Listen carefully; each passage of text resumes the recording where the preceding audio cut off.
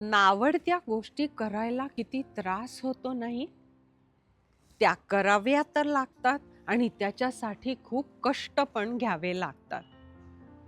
पण ह्या गोष्टी नावडत्या होण्यासाठी काही विचारधारा किंवा धारणा त्याच्या मागे असतात का? हा विचार सीमा करत होती. ह्या प्रश्नाचं उत्तर तिला आपल्या एका विद्यार्थ्याकडनं मिळालं. त्याच्यानंतर तिचं आयुष्य सुखकारक होऊ लागलं. म्हणजे नक्की काय झालं हे ह्या गोष्टीतनं आपण बघूयात. त्यामुळे गोष्ट शेवटपर्यंत ऐका. लाईक करा, शेअर करा, चॅनलला सबस्क्राईब करा. नमस्कार. सगळ्यांचं नर्चर्ड इनसाइट चॅनलमध्ये, नर्चर्ड इनसाइट परिवारामध्ये खूप खूप स्वागत आहे. सीमा गेले 25 वर्ष गणित शिकवायची. गणिताचे क्लासेस घ्यायची. ती ज्या बिल्डिंगमध्ये क्लासेस घेत होती, ती बिल्डिंग गेली रिडेव्हलपमेंटला. आजूबाजूला कुठेही चांगली जागा मिळाली नाही. ऑनलाईन शिकवणं हे तिला मान्य नव्हतं, आवडतही नव्हतं. त्यामुळे तिला क्लासेस बंद करावे लागले. आता मुलं मोठी झालेली होती. क्लासही बंद झालेला होता. हाताशी खूप वेळ होता आणि काय करायचं हे कळत नव्हतं. आत्तापर्यंत गणित एक गणित एवढंच तिला माहिती होतं.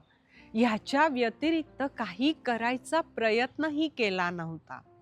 आताशा तिची खूप चिडचिड व्हायला लागली होती. नवरा तिला म्हणायचा, आता थोडासा ब्रेक घे आणि अगदी काहीही केलं नाहीस तरीही चालण्यासारखं आहे. आरामात राहा.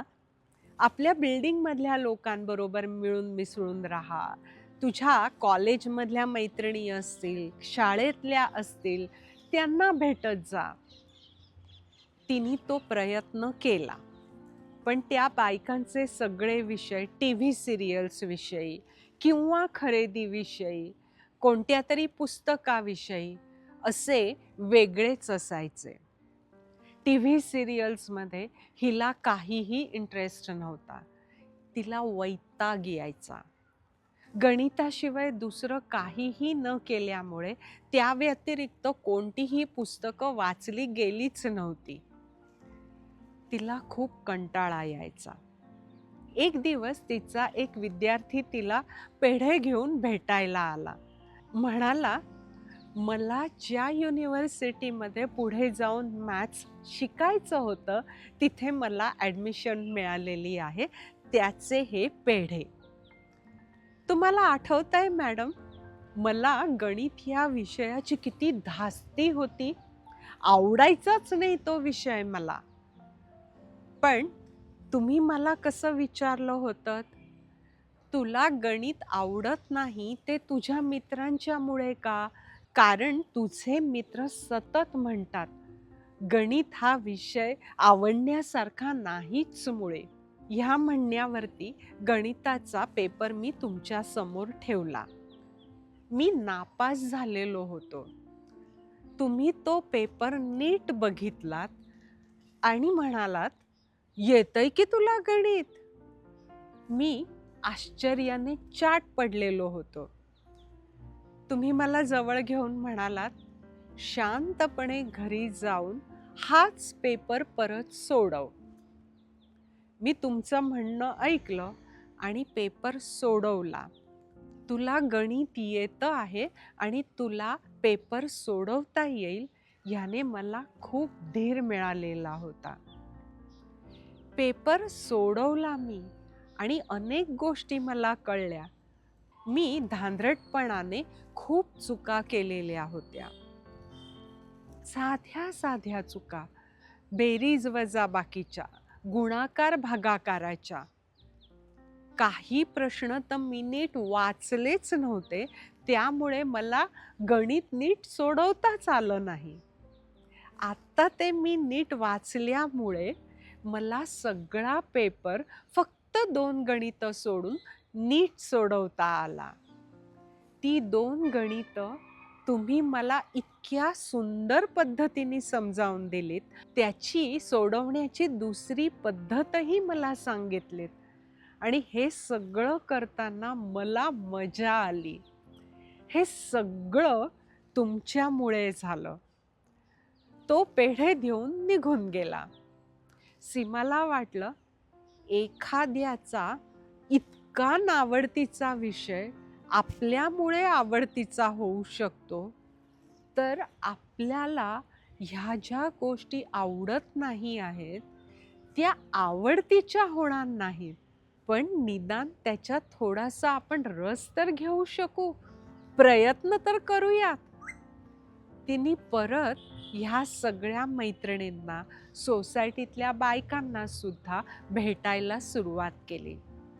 पहिल्यांदा कठीण गेलं, पण हळूहळू त्यांच्या गप्पात तिला रस वाटू लागला. एकदा ती नाटकाला गेली, त्यावेळेला ह्या सगळ्या बायका नाटक संपल्यानंतर ॲक्टर्सनी कामं कशी केली ह्याच्यावरती डिटेल चर्चा करत होत्या. नाटकाचं नेपथ्य कसं होतं, लाइटिंग कसं होतं, ह्या सगळ्या गोष्टींवरतीही चर्चा केल्या. सीमाला काहीच बोलता आलं नाही. दुसऱ्या वेळेला तिने रस घेऊन नाटक बघितलं. त्याच्यामुळे नाटक संपल्यावर थोडं तरी तिला बोलता आलं आणि त्याचा खूप आनंद तिला झाला. तेच पुस्तकांच्या बाबतीत. गणित हाच एक महत्त्वाचा विषय. दुसरं काहीही तितकं चांगलं असू शकत नाही. त्याच्यामुळे काही वाचलेलंच नव्हतं. तिने हळूहळू वाचायला सुरुवात केली आणि नंतर पुस्तकांच्या डिस्कशनमध्ये भाग घेऊ शकली. तोही एक आनंद वेगळाच होता. नंतर विचार केल्यावर लक्षात आलं, आपल्याला ह्या सगळ्या गोष्टी आवडत का नाहीत? ह्याच्या मागे ना दुसरा एक विचार पण आहे. गणित हा मुख्य विषय, जसा काही तो महानच आहे आणि बाकी सगळे क्षुल्लक, असं आपल्या लेखी होतं. म्हणजे आपल्याकडे अहंकार होता. त्या अहंकारामुळे आपण थोडेसे वरच्या दर्जाचे आहोत असं समजत होतो. हे आपल्या लक्षात आलं नाही, पण त्याच्यामुळेच आपण ह्या बायकांच्या मध्ये मिसळत नव्हतो. हा अहंकार आता आपोआप गळून पडलेला होता, कारण त्याला काही अर्थच नाही हे तिला ह्यातनं कळलं. हळूहळू ऑनलाईन क्लासेस सुद्धा ती घेऊ लागली. अशा प्रकारे नावडत्या गोष्टीपासनं अगदी आवडत्या गोष्टीपर्यंत ती गेली नसली, तरी त्याच्यात ती रुची दाखवायला लागली होती. निदान शिकायचा प्रयत्न करत होती. काही गोष्टींमधनं तिला अपार आनंद सुद्धा मिळत होता. त्याच्यामुळे बाकीच्या बायकांबरोबर तिची एक चांगली मैत्री व्हायला लागली. एकदा अशीच बसलेली होती, तेव्हा लक्षात आलं, आपण ह्या बायकांना कसल्या वायफळ गप्पा मारतात असं म्हणत होतो. ह्या बायकाही आपल्याला म्हणत असतील, कसली बोर बाई आहे, कोणात मिसळणं नाही की बोलणं नाही, शिष्ट आहे नुसती. नक्की म्हणत असणार असं.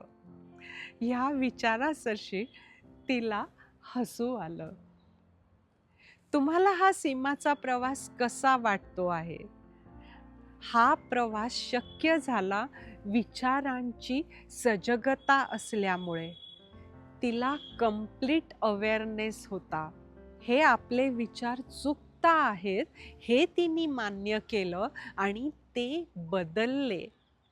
त्याच्यावरती तिने ॲक्शन घेतली, म्हणून तिला त्याच्यातनं आनंद मिळाला. नवीन वर्षाची सुरुवात होते आहे. आपण पण आपल्या विचारांविषयी सजग राहायला सुरुवात करूयात. जिथे आपली चूक होते आहे, त्या गोष्टी मान्य करूयात आणि बदलाला सुरुवात करूयात. तुम्हाला याविषयी काय वाटतं आहे हे कमेंटमध्ये नक्की सांगा. लवकरच भेटतो आहोत. तोपर्यंत अच्छा.